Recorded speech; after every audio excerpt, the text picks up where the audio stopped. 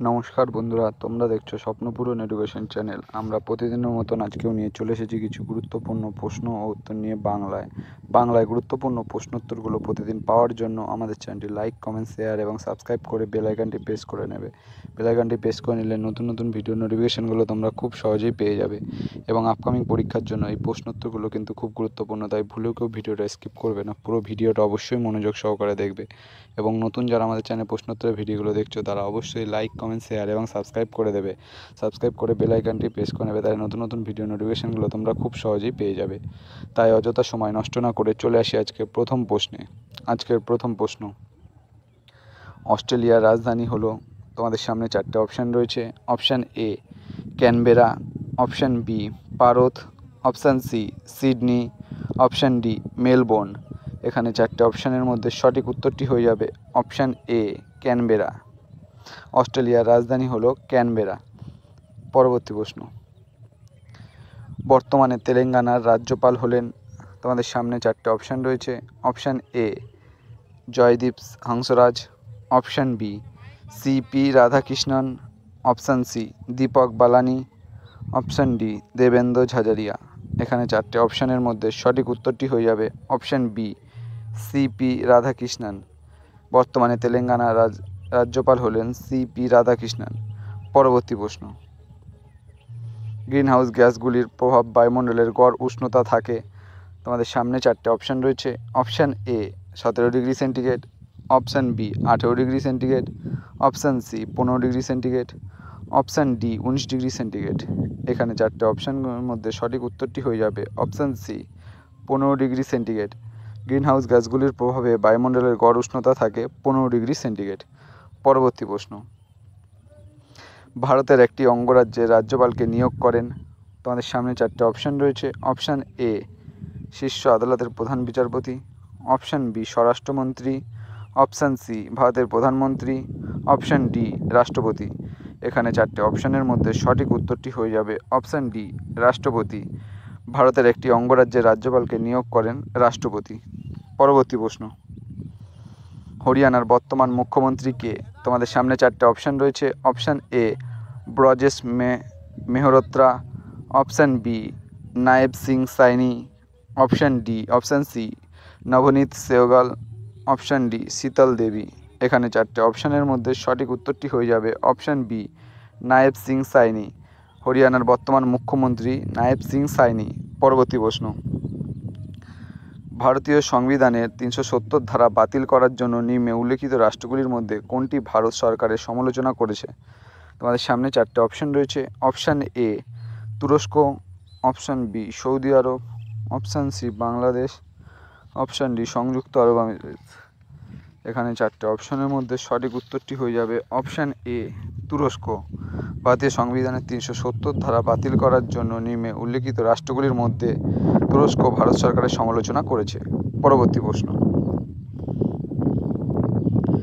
বর্তমানে হাঙ্গেরির রাষ্ট্রপতি হলেন, তোমাদের সামনে চারটে অপশান রয়েছে। Option A Mohammad Mustafa, option B Simon Harris, option C Thomas সুলক, অপশান ডি আসিফ আলী জারদারি। এখানে চারটে অপশানের মধ্যে সঠিক উত্তরটি হয়ে যাবে অপশান সি টমাস সুলক। বর্তমানে হাঙ্গেরির রাষ্ট্রপতি হলেন টমাস সুলক। পরবর্তী প্রশ্ন,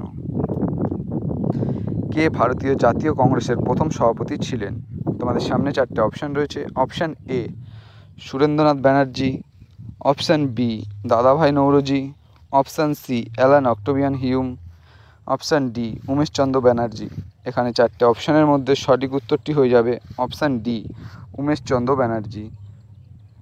উমেশচন্দ্র ব্যানার্জি ভারতীয় জাতীয় কংগ্রেসের প্রথম সভাপতি ছিলেন। এবং তোমরা কমেন্ট বক্সে কমেন্ট করে জানাবে ভারতীয় জাতীয় কংগ্রেসের প্রথম অধিবেশন কত সালে হয়েছিল এবং কোথায় হয়েছিল।